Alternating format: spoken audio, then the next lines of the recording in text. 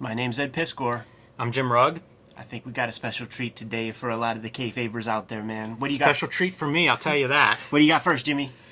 Well, we're doing an image book, so I have Street Angel, Deadliest Girl Alive. This is my image collection of all the Street Angel comics that Image published, along with a few that nobody published. It's a skateboarder ninja, so I don't know how much more I can say to sell that. To me, that's the perfect combination for a superhero comic. Look at an Image. And available wherever comics are sold. So a descendant of 1963, if you will. Patreon.com/Ed Piscor is where I'm serializing my current comics project. Red Room, Murder on the Dark Web for Fun and Profit, Jimmy. $3 to get you the complete archive. There are 2 issues up there as we speak. I'm working on the 6th issue right this minute, but it will see a print edition later this year. More news on that later, but if you can't wait, support the project. $3 gets that archive. Great looking image. Mystery Incorporated, 1963, number 1. This is an amazing book. This is Image Comics. I believe within the first year of Image publishing, this book comes out. And so Image, the hottest thing at the time for me, for comics in general, selling record numbers everywhere. And who should emerge from his doing indie alternative comics? Alan Moore returns to superheroes with 1963. This was a big deal, man. Lots of hype at a time of like maximum hype for comics. This was a pretty exciting project. Jimmy, I was 11 years old when this came out, right? I had no knowledge of the comics business, industry, past, present, any of that stuff. The wool was pulled over my eyes. I knew a little bit. I knew the stuff that's in the shop at Save, right? The footballers and the jocks and shit were the comic speculators in school. So, I didn't even know about Image Comics at that point. They were showing me the spawns and shit like that at first. And I'm like, oh, McFarlane's actually doing something? That computer color is dope. Went to the Bill and Waltz at Century 3 Mall, and they had, the bust was in effect, right? They would have, 10 for $2 Image comic grab bags, and it would be all your B-lister titles and stuff. Every one of these issues was collected in there, and when I grabbed it, I was and pulled out the 1963s. I was like, I have Overstreet guides that talk about all of these old companies. I had no idea that Image was around way longer than the kids at school thought, because these characters never saw them, and they're referencing, issue 27 of Mystery Incorporated from 1963. Like where was I? I didn't know Rick Veitch. I didn't know, I saw Alan Moore's name, and I just automatically assumed, oh, he's been around a while. Yeah, it's a great team throughout all of these books. We're just looking at this first one here today, but look at those credits, man. Rick Veitch, who we've talked to, and looked at some of his other works. Amazing cartoonist. I don't know that I would have read Brat Pack before this, so this could have been my first Rick Veitch. Dave Gibbons, obviously, I was familiar with Watchmen. He's doing the inks here. They're a really nice pair. They are. Their art together looks great. Don Simpson, who we looked at recently with Megaton Man, doing stellar lettering. And now Marvin Kilroy, I don't know him as a colorist. And Murphy Anderson is mentioned in the letters column of this issue. So I think this is fake shit right here. I think it could be. Which brings us to what this whole series is. What you're describing, Ed, of I didn't know Image was around in 1963. There's a lot of kayfabe going on here. And they do some really smart stuff where they're mixing real things, real people, with things that aren't real, ads that look like they could be real but are doctored. It's a real blurring of what are we looking at? Even down to production. So, you mentioned computer colors on Spawn and how Image was so known for that. Slick paper. Yeah, high production values. And you get this, and it's newsprint. Yes. And it's not computer colors. This blew my mind. This was one of the first things that I would look at and be like, it's all deliberate. These are all creative choices as to the production part, the paper stock, the color, all of this you have control over, and they were using it for this effect that just kind of changed me a little bit. Reading this, it was like you rewired part of my brain to think about making comics differently. Up to this point, what making comics meant the lines you drew on paper. Right. After this, it was like, oh, it's everything. It's the paper you choose, it's the binding, it's all of these elements. Yeah, that is the stuff that is less obvious, and the stuff that is obvious when you're trying to do this kind of pastiche. These guys are perfect for the job. Rick Veitch is amazing at composing these Kirby-like energetic panels. Alan Moore is fantastic at the hyperbolic verbiage and the stuff that he gets in the dialogue balloons really rings true to like the Stan Lee Marvel kind of pacing and dialogue. One more guy worth mentioning is Steve Bissette. So if you look, if you look at like the trademarks and stuff, it's more Bissette and Rick Veitch. Bissette's not doing the creative work on this particular book, but part of the creative team of like those three, I think, came up with this whole concept together. And we'll see him on, doing creative duties as we progress through the series or as you look at other issues. But kind of a genius concept, Absolutely. Especially in the context of like what 1993 comics and Image comics looked like. This is amazing. So I don't think it. I don't think anybody will be confused that this is kind of like the Fantastic Four homage team, and that's consistent with the rest of the 1963 stuff. You'll see sort of primo era Marvel homage characters. Yeah, and of course 1963, kind of the beginning of the Marvel Universe. I think that's all very deliberate and referential. I like some of the tweaks, like the electric guy instead of the Human Torch. I like that guy. I like how he looks. Like the way he's colored is really cool. And even the energy, the way he's drawn, I like a lot. I think visually he works well. You mentioned the Murphy Anderson, and he was sort of, I don't know if he owned the color separation house or he was very closely tied, and I know his son had some connection there as well. They use some interesting screens for Yes. these colors, like that blue on your electric guy, where it's like a bunch of parallel lines. You would see that in like First Comics. So some of the seps would be that way, but I always sort of make note of that whenever I see that. You still get the same 25% cyan or whatever, but you're just not using dots. Yeah, exactly. Yeah, it looks like even the magenta plate with the energy effect around him, the orange part. Even that magenta plate is the horizontal lines, at least in that panel. Yeah. It's like how they achieve their 25%. They get so much stuff in here in this, first issue or this singular issue. You get the origin. You get a little bit of stuff from all the characters, so that we see their power. We get a good tour of their little facility. The one thing that I think would be amazing if there were more of these comics, Neon Queen.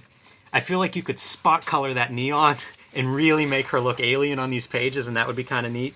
But it's very pleasurable, and partially for those references, and also because this is an A-list team of creators that are really bringing some witty stuff to it. Jimmy, with all we know that's supposed to transpire at the end, and the fateful issue that has never and will never be drawn, it's like they gave it to us at the very beginning, bro. So much to love, Ed.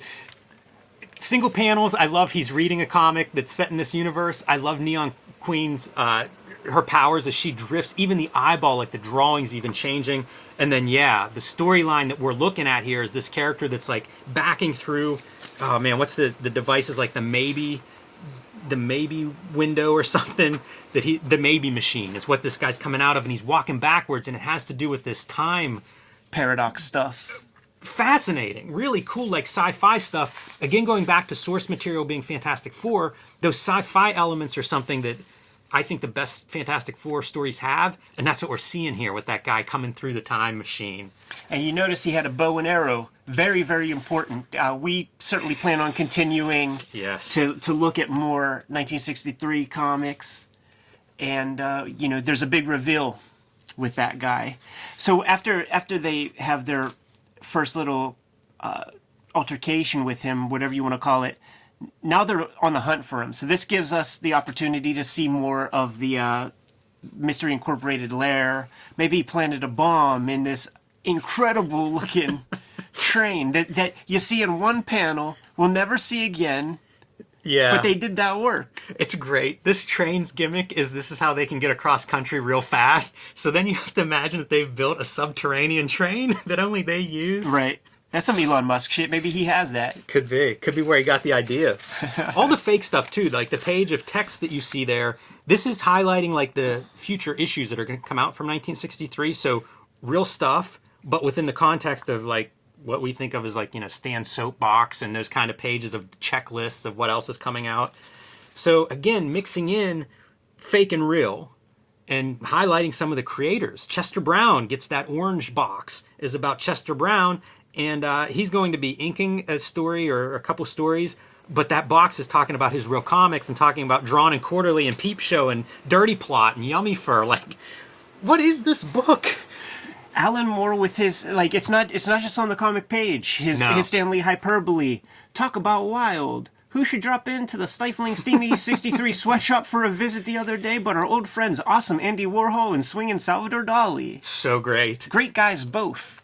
So great. And that blue box, Ed, you mentioned this guy's carrying a bow and arrow and we know big plans. That blue box is what is those plans. That's the announcement about the annual, the 1963 annual that's going to, man, talk about the comics that never came to be. Like, it's one of my dream comics, damn near the top of my list, if not number one.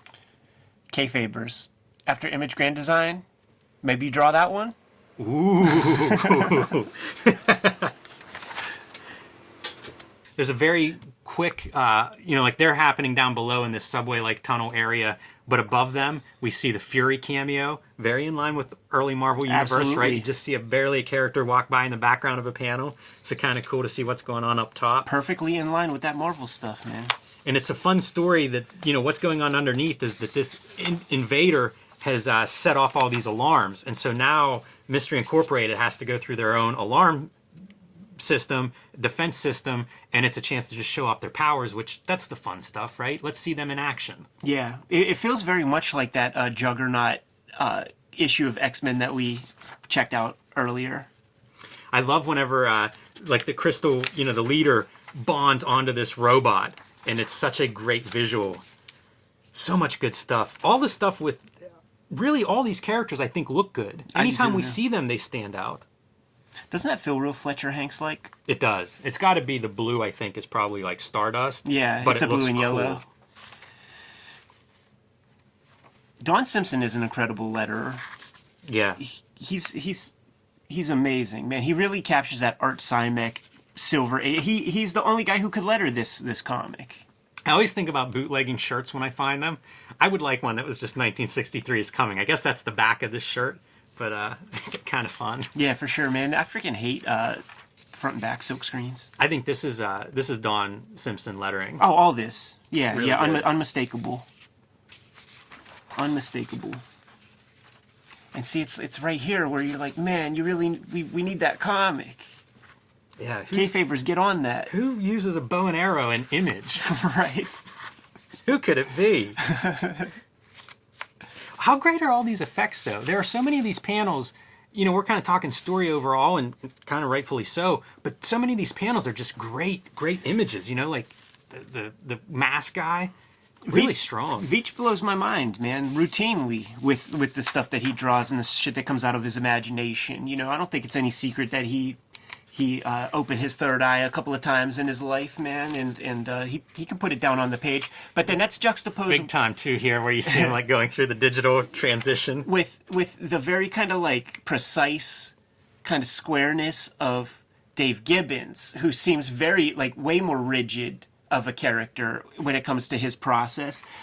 Take a look at the ones and zeros. Like, I mean, it's a little bit of shatter. Like, are they kayfabing a digital effect or? Yeah, that's fascinating. I don't think so. For like a concept of being in 1963, even the word balloons, if you look at them, they're like this bitmapped, 8-bit kind of treatment. Yeah. Yeah, I don't know how you achieve that. Weird. That feels like a Zot reference. It does, yeah.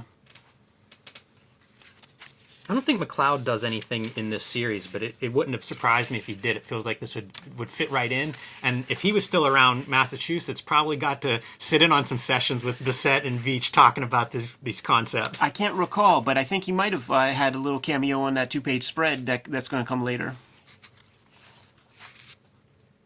And now we're getting into comic book science. Where they're explaining what we just witnessed. Because the big mystery was the guy walking backwards Right. and not interacting with her.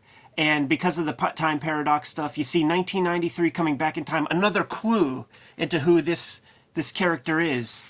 They get into all of that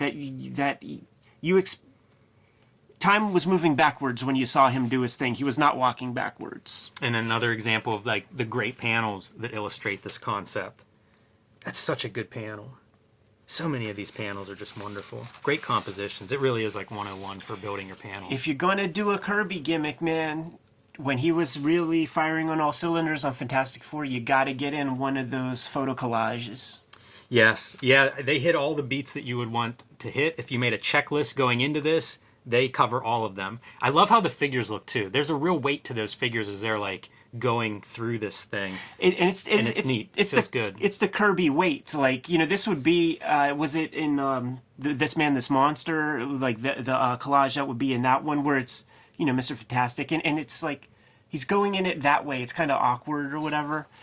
This stuff here, on top of, like, the Stan Soapbox stuff earlier, this is where I was like, how did an entire bibliography, entire catalog of comic company sneak by me without me ever knowing? It's so funny because I still find these comic companies that Sure. they're not going to run 30 years, but do have these histories that pop up, and I'm like, what? Love this kind of stuff, like creating your letterhead art. And then this is the mention of Murphy Anderson, and that mention really drew attention for me, thinking about how are these colors made? You know, like that was part of me taking this apart and really seeing this as like deliberate. Oh, right. And conscious. You know, like they're making a book that's pretty different than what was on the stands. Pretty different than all the Image books I was picking up. That's the way to put it, because it's still in line with the damn Marvel That's the comics funny that are thing, still yeah. doing the same shit. They could have farmed this out to Marvel, and it would have looked. The colors could have looked the same. Yeah. Production. What's another trope of those 60s Marvel comics? And whenever they couldn't sell an extra ad page or whatever, get Jack to drop a splash real fast, man. Pretty well done too. They feel like they fit that kind of style, but they look really good. Yeah, for sure. Kid Dynamo is just a great. It works so well. That blue against all the oranges and yellows, it's real easy to make him pop. They each have like gorgeous logos for each of the characters. Yeah. Even Planet's logo is pretty good. It's small there, but it's good. And now Moondog, this is a real shop, man. They had, you know, several storefronts sprinkled around the country, I guess. Or was it all in one region? I think it came out of like, well, let's look at some of the addresses. I was thinking Chicago, you know, Midwest kind of stuff. I think they might have had more stores. There are 6 addresses listed at the bottom of the ad. I think they may have peaked with more than 6 stores, but they were one of those chains. Like you always hear how comic book stores can't really do like a national chain. They're probably one of the stores that came the closest to trying that. Not totally national, but certainly spread across regions. And Larry Marder did a lot of work at Moondogs, who would go on to have a high position at Image Comics. And I think a lot of it came from his knowledge of the direct market, which came from working, you know, in a high position at Moondogs. Maybe that's how this here got its foothold into the magazine, because Larry Marder will come on board soon enough. And it's a kayfabe ad, man. That is, I mean, it's a real place. It's real locations in the future, because this comic, once again, it's from 1963.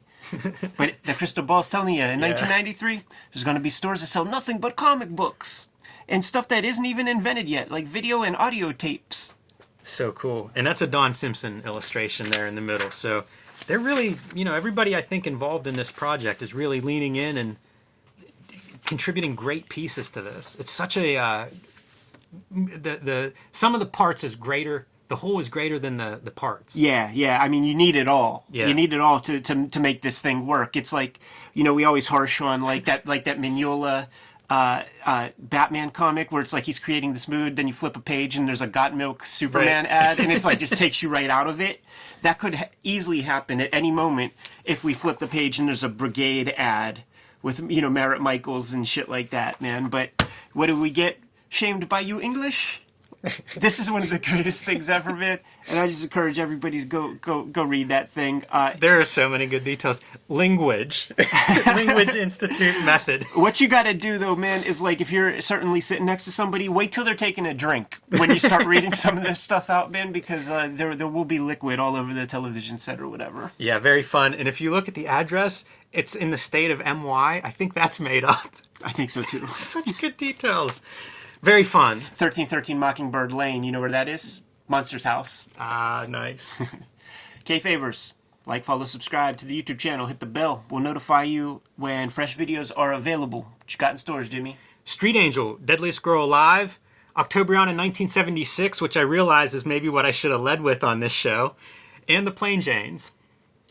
Patreon.com/EdPiscors, where I'm serialized in Red Room. My 2020 books are the X-Men Grand Design Omnibus, which is sold out but still available in stores here and there, and the Ed Piscor Studio Edition, which is going fast.